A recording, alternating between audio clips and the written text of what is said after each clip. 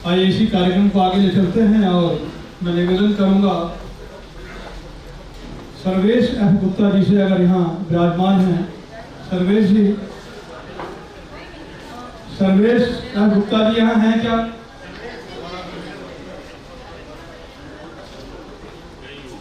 मैं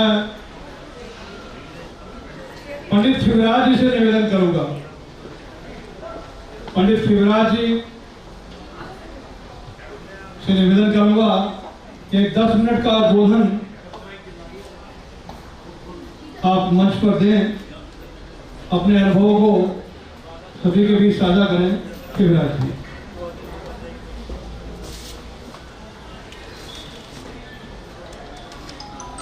बहुत बहुत धन्यवाद। बहुत ज़्यादा लंबी बात को ना कहते हुए मैं बहुत मुख्य बात की और आप सभी का ध्यान आकर्षित करना चाहूँगा। कार्यक्रम के प्रारंभ में एक विषय दिया गया था, कुंडली मिलान का। इस विषय के साथ में एक और विषय ऐसा है जिसको जोड़ने की जरूरत है, उसके बिना इस विषय की बात नहीं की जा सकती है।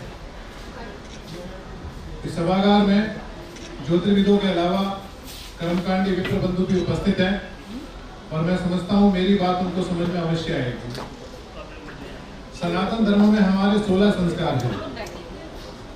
समस्या का विषय यह है कि आज के इस वर्तमान परिप्रेक्ष्य में केवल 2 संस्कार ही ऐसे रह गए हैं जिन्हें मजबूरी के कारण फॉलो किया जा रहा है। एक संस्कार है विवाह और दूसरा है मृतक। इसके अलावा सारे संस्कारों का लोप हो चुका है। सारे संस्कारों, कुछ क्षेत्रों की बात मैं नहीं करूंगा, मैं राजस्थान से हूं तो मैं कुछ क्षेत्रों की बात नहीं करूंगा, मगर बहुतायत जो मेरा प्रतिशत है, जितना मैंने देखा है अभी, वो यह है कि सारे संस्कारों का केवल विवाह और मृतक संस्कार, ये 2 हमारे जीवन की अनिवार्यता है और यही वो कारण है जिसकी वजह से इनको फॉलो किया जा रहा है। उसमें भी एक बहुत बड़ी समस्या है। जो भी कर्मकांड विप्र है वो मेरी बात को बड़े ध्यान से सुने। आप हम सभी जानते हैं कि विवाह संस्कार किस प्रकार से संपन्न किए जा रहे हैं, किस प्रकार से विवाह हो रहे हैं। कर्मकांड का कितना लोप है, संस्कार का कितना लोप है। कहाँ है संस्कार? विवाह का संस्कार कहाँ है? कन्या को अपने पति के गोत्र की प्राप्ति कब होती है? फेरे हो गए और किस्सा खत्म हो गया। और फेरे भी किस प्रकार हुए हैं? कहाँ मंडप बना है? कुंड कैसा था? क्या संस्कार फॉलो किए गए? जब तक चतुर्थी संस्कार संपन्न नहीं होता है, कन्या को अपने पति का गोत्र जब प्राप्त ही नहीं होता है, तो फिर आप दूसरे विषयों पर बात करने का औचित्य रह क्या जाता है? चतुर्थी संस्कार लोप हो चुका है। कन्या को अपने पति का गोत्र प्राप्त हो भी रहा है या नहीं हो रहा है, इस बात की जानकारी किसको है? दूसरी सबसे बड़ी बात, बहुत ज्यादा बड़े परिवेश में ये सुनाया जाता है कि आपकी कुंडलियों में ये पितृ दोष है, आपकी कुंडलियों में ये वाला दोष है, वो वाला दोष है। इन बातों को बहुत जोर शोर से प्रचारित और प्रसारित किया जा रहा है, मगर इस बात पर ध्यान कौन दे रहा है कि जो उत्तर कर्म, जिसको मृतक कर्म कहा जाता है, उनको किस प्रकार से संपन्न किया जा रहा है, उनकी क्या स्थिति है वर्तमान परिप्रेक्ष्य में। 12 और 13 दिन संपन्न होने के साथ ही जो पुरोहित है वो 6 महीने का कर्म, 6 महीने का घड़ा बनना जिसको बोलते हैं, उसको वो 12वें दिन ही संपन्न करवा देते हैं। तो जब हम स्वयं ही ऐसी घटनाओं की परिणति हमारी आंखों के सामने देख रहे हैं और हम ही ये निश्चित नहीं कर पा रहे हैं कि हम संस्कारों को कितना ज्यादा अनुकरण कर रहे हैं या नहीं कर रहे हैं।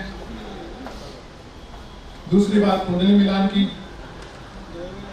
कुंडली मिलान का जो विषय है ये केवल मंगल में और ये गुणों के अंदर ही सिमटा हुआ नहीं है। सॉफ्टवेयर आ गए हैं, बहुत अच्छी बात है, बहुत सुंदर बात है। किसी ने भी उसमें अपना कुछ डाला डेटा और उसका एक पेपर निकल के बाहर आ गया और उससे हमारे गुण मिल गए, बड़ी सुंदर बात है, ठीक है, उत्साहवर्धन के लिए बहुत अच्छी बात है। मगर जो इसकी सत्यता है वो क्या है? और मैं पुनः आपको कहता हूं, बहुत सोचने का और बहुत गंभीर विषय है ज्योतिर्विदों का ये कर्तव्य होना चाहिए कि वो हर व्यक्ति को ये सुनिश्चित करके उसको मार्गदर्शन करे कि आप जिस भी धर्म में है, जिस किसी भी वर्ण में है, आपको अपने वर्ण के अनुरूप संस्कारों को कैसे फॉलो करना चाहिए। गर्भाधान संस्कार सुनने में ही रह गया है, खत्म हो गया। कहाँ है गर्भाधान संस्कार? कार्तिक के महीने में मनुष्य की संतान नहीं होनी चाहिए, ऐसे ही कह दिया गया है क्या हमारे वेदों में? ऐसा ही कह दिया गया है कि हमारे शास्त्रों में? क्यों नहीं होनी चाहिए कार्तिक के महीने में मनुष्य की संतान? क्या कारण है इसके पीछे? अगर एक संस्कार का लोप हो जाता है तो उसके आगे के संस्कारों पर बात करने का कोई औचित्य ही नहीं है, कोई औचित्य नहीं है उसका। विद्यारंभ संस्कार कहाँ है? कहाँ है कर्णवेद? कहाँ है अन्नप्राशन? कुछ भी तो नहीं है। बच क्या गया है विवाह संस्कार। उसमें भी जो पुरोहित है उसकी जो दुर्गति है वो तो आप सब भी जानते हो और मैं भी जानता हूं, मगर समस्या है उस बारे में आवाज कौन उठाता है? क्या लोहे के कुंड में 4 लकड़ी डाल के, एक कपूर की पट्टी डाल के उसके 4-5 फेरे करवा देना, कि इसी को विवाह संस्कार कहा गया है क्या? मान लिया आपने बहुत अच्छे प्रयोग से गुण मिलाए हैं, बहुत अच्छा आपका कुंडली का मिलान हुआ है, सारा कुछ बहुत अच्छा हुआ है, और जब उसकी परिणति का समय आएगा विवाह, उसमें क्या होगा? हो सकता है आज आपको मेरी बात बहुत अजीब सी लगे, क्योंकि मैं जिस परिवेश से और जिस क्षेत्र से संबंध रखता हूं, हमारे क्षेत्र में आज भी विवाह संस्कार को मजाक नहीं माना गया। जो पौराहित्य कर्म से संपन्न व्यक्ति है यहाँ पर, जिनको पता है कि मैं किस विषय की बात कर रहा हूँ, ये बोध करवाने का विषय है कि उन सभी लोगों को उनका कर्तव्य है कि वो अपने अपने संपर्क के क्षेत्रों में इस बात का प्रचार और प्रसार करें। फोटो खिंचवाना, डीजे पे डांस करना, ये सब आप वीडियोस देखिए, सोशल मीडिया भरा पड़ा है, मजाक से भरा पड़ा है। पंडित जी जो है वो शादी के जो मंत्र है वो किसी चलचित्र के गानों में उसको कर रहे हैं, और क्या कहाँ है विवाह संस्कार? मुझे ये जो सबसे बड़ा चुभने वाला सब्जेक्ट है। गुण मिलान तो अपनी जगह पर वैसे ही है, यथावत जैसे पहले था। हाँ, देश काल पात्र और परिस्थितियों के अनुसार ज्ञान के वृक्ष पर शाखाएं पल्लवित होती रहती है, वो होती रहती है, वो होती रहेंगी। वृक्ष बढ़ता है, वृक्ष को कभी किसी ने रोका है? वृक्ष का क्या कार्य है? वृक्ष का कार्य है कि देश काल पात्र, मौसम बदलेगा तो उस पर नई शाखाएं आएंगी, नए पत्ते आएंगे, उसका विस्तार होगा। उसी तरह से ज्ञान में भी विस्तार होगा, और विस्तार होगा तो खरपतवार भी उगेगी, उसका भी विस्तारण करना होगा। मगर समस्या का विषय यह है कि जिस ज्ञान का विस्तार हो रहा है उसको अनुकरण कितना किया जा रहा है। गुण मिलान आज भी उतना ही प्रासंगिक है जितना प्रासंगिक पहले था, बस देश काल और पात्र के अनुरूप उसके अंदर परिवर्तन हमें लाना पड़ेगा, मगर उसी परिप्रेक्ष्य में जो परिप्रेक्ष्य शास्त्रों में है। स्वामी राघवाचार्य जी ने एक बहुत अच्छी बात कही है जिसको मैं यहाँ पर उद्धृत करना चाहूंगा। मनमाने ढंग से अगर भक्ति की जाती है तो वो भक्ति की श्रेणी में नहीं आती है। भक्ति को भी शास्त्र की मर्यादा का ही पालन करना पड़ता है। अगर कोई व्यक्ति ये हाथ उठाकर अपना ये बोलता है कि मैंने इस सूत्र का निर्माण किया है, या मैं सोचता हूँ कि ऐसा, आप कहाँ से सोचते हैं? कैसे सोचते हैं आप सोच लाते कहाँ से? आपकी सोच का आधार क्या है? कहाँ से लाए आपकी सोच? क्या है सूत्र आपके पास में? कैसे आप लेके आ सकते हो? हम जब पुराने सूत्रों को ही ढंग से प्रतिपादित नहीं कर पा रहे हैं तो हम उसमें नया कैसे? मुझे ये चीज समझनी है। दूसरी बात जो बहुत इंपॉर्टेंट है, और मैं आप सभी हमारे मंच पर प्रबुद्धजन उपस्थित हैं, मैं पुनः आपको कहता हूं, हम सभी भारतवर्ष की भूमि पर उत्पन्न हुए हैं, और भारतवर्ष की जो भूमि है ये संस्कारों से लिपित होती है। आप अमेरिका चले जाइए, वहां जाके आपको विवाह करना है, नहीं करना है, संतान उत्पन्न करनी है, नहीं करनी है, इससे करनी है, उससे करनी है, आपको जैसा आचरण करना है आप करिए, आपको कोई कहने वाला नहीं है वहां पे, कारण कि वहां कोई नियम ही नहीं है। तो ये भारतवर्ष की तो भूमि है जो संस्कारों में लिपित होती हुई है। अगर इनसे ही हम इतर हो जाएंगे और हम दूसरी बातें करेंगे, मुझे नहीं लगता कि ये विषय सार्थक है। एक छोटी सी बात और जोड़ देता हूं मैं। आचार्य पांडे जी ने उल्लेख किया था कि एक ऐसा विषय जिस पर अभी तक किसी ने बात नहीं की है, सटीक घटना का पता कैसे लगाया जाए, इस पर अभी तक उद्बोधन नहीं आ पाया है। मैं बहुत ज्यादा इस बारे में बात नहीं कर पाऊंगा, मगर जो मेरा अनुभव है तो मैंने मेरे गुरु पंडित श्री लेखराज जी शर्मा से सीखा है, वो मैं आप सभी के समक्ष रखना चाहूंगा। जो भी ज्योतिष का अध्ययन करता है, चाहे वो नया है, चाहे वो पुराना है, चाहे वो नया प्रवेश हुआ है और चाहे उसका कोई भी क्षेत्र रहा हो, ये चीज आपको याद रखनी पड़ेगी। आपके दिमाग में गोचर जो है वो घड़ी की तरह टिक टिक चलना चाहिए। सेकंड का सुई जैसे चल रहा है वैसे आपके दिमाग में गोचर चलना चाहिए। आपको पता होना चाहिए कि आज इस कार्यक्रम का उद्घाटन मकर लगन में हुआ था।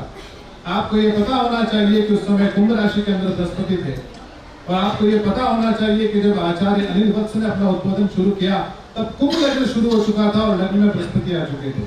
ये सब बातें आपके दिमाग में चलनी चाहिए, ये प्रैक्टिकलिज्म है।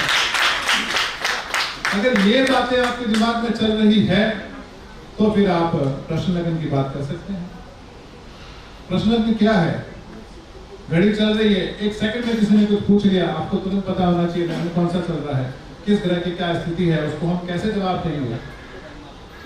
रावत जी ने बहुत सुंदर बात कही जो बहुत महत्वपूर्ण है कि जब तक आपको ज्योतिष की बिल्कुल ABCD, जिसको हम लोग आधार बोलते हैं, आज समय ऐसा चल रहा है कि सारे लोग क्रैश कोर्स करने में लगे हुए हैं, सबको बहुत आगे का फलित सीखना है, वो नहीं कर सकते जब तक हमारा आधार क्लियर नहीं है, हम उस फलित को नहीं कर सकते। गोचर, अगर किसी भी घटना की जानकारी, सटीक जानकारी, किसी भी प्रकार का अनुमान, कोई भी ऐसा प्रश्न नहीं है जिसको आप गोचर के अभाव में उसका निष्पादन कर सकते हो। गोचर तो बड़ा महत्वपूर्ण विषय है। नष्ट जातकम, जिस विधा के एक महान व्यक्तित्व को आज आपने इस सभागार में सुना और आज आपने उनसे स्वर्णिम सूत्र प्राप्त किए, नष्ट जातकम की आधारशिला भी गोचर ही है। अगर आपका गोचर विज्ञान, देखिए ये प्रैक्टिस करने का विषय है, ये धीरे धीरे हमारी आदत में आना चाहिए। अगर ये हमारी आदत में आएगा तो हम उस चीज को तुरंत अनुलित कर पाएंगे, अगर नहीं तो फिर हम नहीं कर सकते। दूसरी बात, एक मेरा निवेदन भी है, बहुत छोटा सा निवेदन है, हालांकि बहुत प्रबुद्ध जन से संपन्न ये सभागार है, तो ये निवेदन वही सार्थक होगा जो जिन्होंने ज्योतिष में नया प्रवेश किया है। तकनीकी साधनों का प्रयोग करें, मैं बिल्कुल भी इसका खिलाफ नहीं हूं। मैं चाहता हूं कि करें, सभी करें, मगर उसको इतना ना करें कि वो आपके ऊपर हावी हो जाए। पंचांग पढ़ने के लक्षण और पंचांग पढ़ने का फल हमारे शास्त्रों ने क्या कहा है? पंचांग क्यों पढ़ना चाहिए? पंचांग पढ़ने का क्या फल है? अगर एक देवज्ञ को पंचांग, बहुत गलत लगेगा मुझे ये बोलते हुए, कितने देवज्ञ ऐसे हैं जो पंचांग का उपयोग करते हैं, जिनके साथ पंचांग होता है। पंचांग कोई पुस्तक नहीं है, कोई ऐसा नहीं है आपने खरीदा बाजार से और आप उसको साथ लेके घूम रहे हो, उसको उपयोग भी करना पड़ेगा। जब तक आधारशिला हमारी मजबूत नहीं है, हम सटीक घटना का आकलन नहीं कर सकते। भविष्यवाणी करना, मुंह खोलना बहुत बड़ी बात हो जाती है। वो तब हो जाती है जब पता लगता है कि उसका आधारशिला क्या आया निकल के हमारे सामने। इसी में एक छोटी सी बात, ये एक ऐसा समय चल रहा है जिस समय में हम बहुत उठापटक से निकल रहे हैं। हमने 2 साल बड़े उठापटक के देखे हैं और आगे भी जो चीजें हमारे सामने आ रही है वो क्या आ रही है। ये वो समय रहेगा जिसमें सामान्य जनमानस हर उस ज्योतिषी से संपर्क करने का प्रयास करेगा जिससे वो जुड़ा हुआ है, और ज्योतिषी का कर्तव्य यही है कि वो उसकी मनोविज्ञान को समझ के या उसकी स्थिति को समझ के उसको एक ऐसा उत्तर प्रदान करे जिससे उसको संतुष्टि हो। क्योंकि ये क्या कर्तव्य क्या है? ज्योतिषी का कर्तव्य ये थोड़ी कि ये बताना मंगल है, इसमें ये प्रतिदोष, यहाँ तक नहीं है उसकी सीमितता, वो बहुत विस्तार वाला विषय है। इसलिए मैं पुनः आपसे यही निवेदन करना चाहूंगा कि यदि हमें बात करनी है तो पूरी करनी है और नहीं करनी है तो बिल्कुल भी नहीं करनी है। मैं बस इतना ही कहना चाहूंगा, और मैं मंच पर उपस्थित सभी जो हमारे प्रबुद्ध जन हैं, जिनकी वाणी से आज ये सभागार धन्य हो गया है, और आदरणीय पंडित श्री कैप्टन लेखराज जी शर्मा ने जो आप स्वर्णिम सूत्र जो हमको दिए हैं, मैं समझता हूँ और निश्चित रूप से हम सभी लोगों के लिए अनुकरणीय होंगे। और मैं पुनः आचार्य पांडे जी का बहुत धन्यवाद करता हूँ जिन्होंने मुझे कुछ समय दिया और मैंने अपनी बात को आपके सामने रखा। बहुत बहुत धन्यवाद आपका। धन्यवाद शिवराज जी, आपने बहुत ही महत्वपूर्ण प्रश्नों को चिन्हित किया और चिन्हित क्या किया, झकझोर के रख दिया। जिन लोगों की प्रासंगिकता को हम भूल चुके हैं या उसकी गंभीरता को हम भूल चुके हैं, जो चीज़ें अमल में नहीं है और उनका खामियाजा हमें आपको सभी को उठाना पड़ रहा है, वास्तव में ये एक कटु सत्य है।